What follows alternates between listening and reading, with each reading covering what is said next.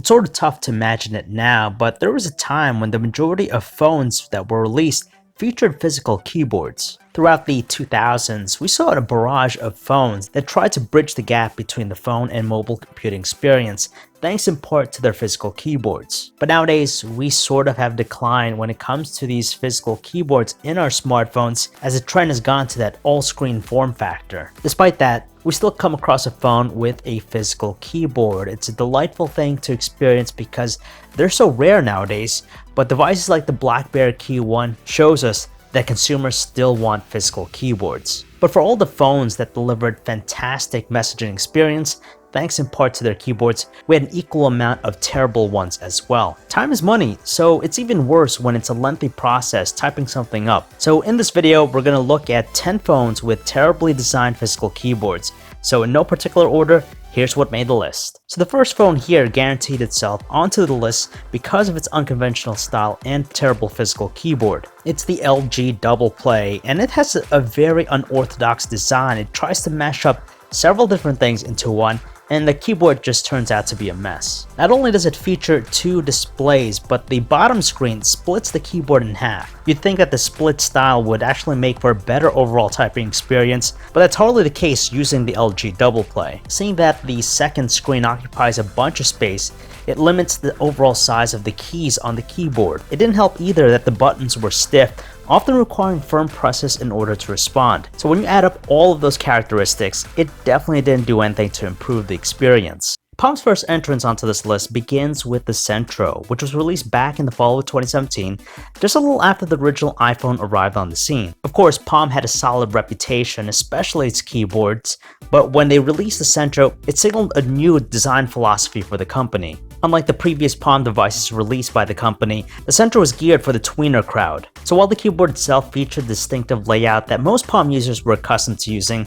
it's the shrunken size of those buttons, the close placement of them, and their marginally distinct feel that made it more difficult to use than previous Palm keyboards. For those with larger size hands, it definitely proved to be a bit more challenging. But given that this was targeting a younger demographic, leveraging a smaller keyboard did seem to be an appropriate decision. Still, it was tough using this keyboard because it felt very cramped, and overall it kinda limited your rate, but at least they had autocorrect to kinda help out things. The international version of the HTC Snap was released in the summer of 2009, which offered one of the best portrait-style keyboards in a Windows mobile phone. However, that wasn't the case with the CDMA version of the handset, which was released a little bit later on after the original. Gone were the springy, rather spacious keyboard found with the international GSM variant, replaced instead by keys that were positioned very close to one another, and they offered no distinction whatsoever as you were typing. It didn't help either that the overall build quality of the phone came off chintzy, wherein the keys were stiff to the touch,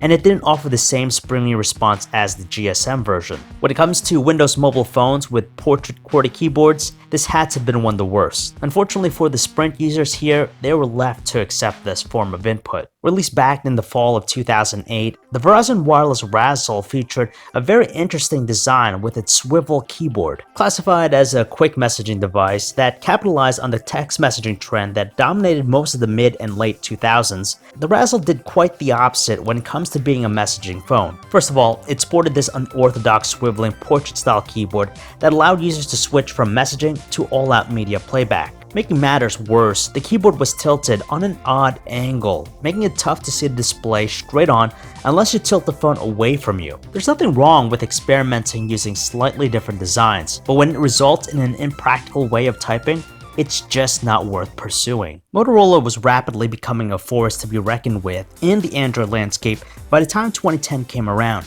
especially after releasing the Motorola Droid. One of the first phones it released after that was the AT&T exclusive Motorola BackFlip, which to this day is arguably one of the strangest design landscape QWERTYs around. The name says it all, as the keyboard itself was the back of the phone, but when flipped around, it was positioned traditionally below the display. The keyboard was in fact constructed from a single plastic-like material, which meant that there were no cutouts that would distinguish each button. Unfortunately, this material didn't offer any sort of tactility when typing, so it hindered the user's speed. Motorola was no doubt bold to go after an unconventional design, but due to some poor design choices, the typing experience suffered the most. Microsoft might have recently stopped making phones, but did you know that they first released their first Microsoft branded phones back in 2010? enter the Microsoft Kin 1 and 2, a pair of quick messaging phones released in early 2010 that gave us an early tease of what to expect with its full-blown Windows Phone platform. These weren't smartphones, but rather, they were quick messaging phones that were meant to be similar to the Sidekick line. The Kin 1 was a puck-shaped portrait QWERTY slider, while the Kin 2 was your traditional landscape QWERTY. They were undeniably unique at the time, but they didn't offer practical keyboards for the occasion. With the Kin 1, its tinier sized keys, the minimal travel, and the plastic feel didn't help at all with the experience. Things didn't fare any better for the Kin 2 either, which resorted to a 3-row layout combined with a stiff response and an extra wide-looking space button that really didn't respond well when pressed directly in the middle. It didn't do anything to make it a convincing messaging phone. The LG Neon became a part of AT&T's lineup in the summer of 2009, a period where quick messaging phones were quickly becoming phased out in favor of smartphones. Having success over on Verizon with its Envy and Voyager series, you'd think that LG would have hit it out the park with the Neon for AT&T. While it did sport that rare semi-hybrid touchscreen and QWERTY phone, the keyboard itself failed to deliver the same rich and practical experience seen with the Envy series over at Verizon. Not only were its circular sized buttons slightly raised, but it was more annoying having to press the function button to switch back and forth between typing symbols and letters. You'd think that releasing the function button would automatically allow you to continue typing letters, but in reality, you had to press it a second time to get out of that function mode. That of course is a problem and limited how fast you could type. When it comes to keyboards, BlackBerry rarely disappoints with its offerings. They made exceptional keyboards like the ones you find in the BlackBerry Bold series, the Priv, and even Curve series. So even with all of its successes, there were still a few occurrences when they missed the mark. The oddly proportioned BlackBerry Passport was one of them, which released after the company's glory days in the fall of 2014. In our review, we weren't particularly forgiving about the keyboard. We went on to say that it's disorganized, cramped, and some other weird quirks make the keyboard almost impossible to use effectively. First of all, the cramped confines meant only having a 3-row configuration.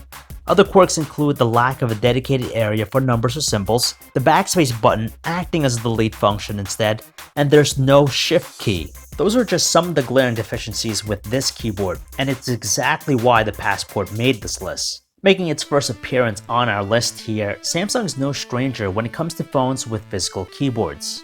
Back in 2007, the Samsung Alias U740 was one of those odd design phones for its time. In particular, it utilized this dual hinge design that allowed this typical looking flip phone to flip its display around to turn into a clamshell with a physical keyboard at your disposal. What's really notable about the keyboard is that it adapted to either orientations with its combination numeric and QWERTY keypad. The problem with this design is that when the phone is used as a flip phone, there were just simply way too many buttons.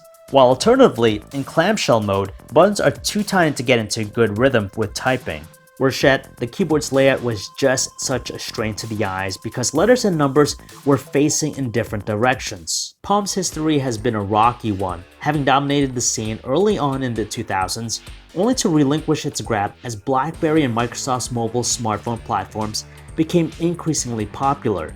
And then came the iPhone, which redefined the smartphone experience in many ways, and it forced Palm to quickly adapt to the rapid changes. And that brings us to the final device on our list, the WebOS champion in the Palm Pre, which was released in the summer of 2009. While the Pre will go down in phone history as one of the most remarkable to ever be released, its keyboard wasn't necessarily a bright spot in its otherwise rich portfolio. The keyboard was a chore to operate, especially if you happen to have larger sized fingers. It's very similar to the Palm Centro's keyboard. Because of its smaller size, it meant that the keyboard was a little bit more cramped than usual.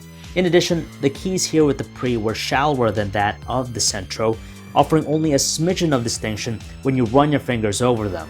The gel-like plastic keys didn't offer as much tactility when pressed, so at times it was difficult to gauge if you actually pressed down on them. While non-screen keyboard would eventually be available to the platform later on, at the beginning though, all input was done through the keyboard.